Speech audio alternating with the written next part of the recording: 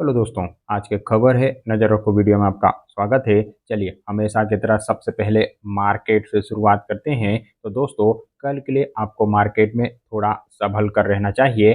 कल मार्केट में उतार चढ़ाव का माहौल बन सकता है। हालांकि व्यू आप पॉजिटिव रख के चल सकते हैं। वहीं खबरों की वजह से दार्जिलिंग रोपवे कंपनी के ऊपर आपको ध्यान रख के चलना चाहिए। यहाँ पर ऑर्डर को लेके अपडेट आती हुई दिखी है। साथ ही मुंगनुंग वेंचर के ऊपर भी ध्यान रख के चला जा सकता है। यहाँ पर भी ऑर्डर को लेके ही अपडेट आई है। इन्हें लेटर ऑफ इंटेंट मिलते हुए दिखे हैं। वहीं ममता मशीनरी के ऊपर भी ध्यान रख के चला जा सकता है। यहाँ पर भी ऑर्डर को लेके अपडेट आई है। इन्हें 1.17 मिलियन यूएस डॉलर के नए ऑर्डर मिले हुए हैं। साथ ही एचईजी लिमिटेड के ऊपर अधिग्रहण की वजह से ध्यान रख के चला जा सकता है। वहीं कुपिट लिमिटेड के ऊपर भी आप ध्यान रख के चल सकते हैं। कंपनी की ओर से इन्वेस्टमेंट को लेकर अपडेट आती हुई दिखी है। सऊदी अरेबिया की कंपनी में यह इन्वेस्टमेंट करने जा रहे हैं। वहीं Sterling and Wilson renewable energy के ऊपर भी आप ध्यान रख के चल सकते हैं। यहाँ पर ऑर्डर को लेकर अपडेट आई है।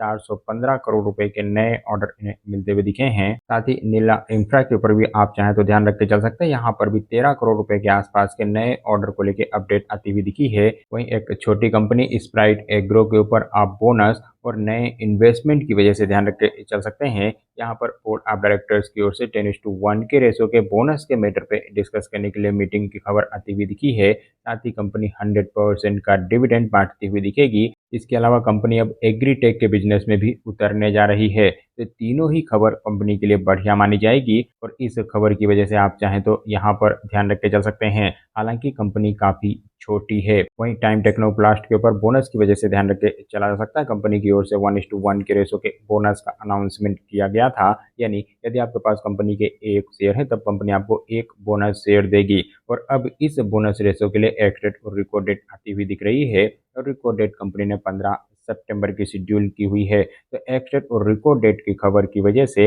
अब कंपनी के ऊपर ध्यान रख के चला जा सकता है। वहीं आईपीओ के लिहाज से अगले 3 दिन काफ़ी इम्पोर्टेंट रहने वाले हैं, क्योंकि अगले 3 दिन 3 कंपनियों के आईपीओ खुले रहेंगे। पहली कंपनी है अर्बन कंपनी। आईपीओ अगले 3 दिन यानी 10 से लेकर 12 सितंबर के बीच में खुला रहेगा। इशू प्राइस 103 रुपये की है और इस आईपीओ के ऊपर आपको जरूर ध्यान देना चाहिए। यहाँ पर आपको जरूर अप्लाई करना चाहिए, क्योंकि ग्रे मार्केट प्रीमियम काफ़ी बढ़िया है। शेयर अनलिस्टेड मार्केट में अभी 35% के प्रीमियम पर ट्रेड कर रहा है। यानी 103 रुपये का यह शेयर 140 रुपये के आसपास लिस्ट हो सकता है। तो बढ़िया ग्रे मार्केट प्रीमियम की वजह से इस आईपीओ में आपको जरूर अप्लाई करना चाहिए और लॉन्ग टर्म के हिसाब से भी कंपनी बढ़िया है। इसके अलावा श्रिंगर हाउस का आईपीओ भी कल ही खुलने वाला है और यहाँ पर 16% के आसपास की ग्रे मार्केट प्रीमियम नजर आ रही है। 165 रुपये के इशू प्राइस वाला शेयर 190-195 रुपये के आसपास लिस्ट होता हुआ दिखेगा।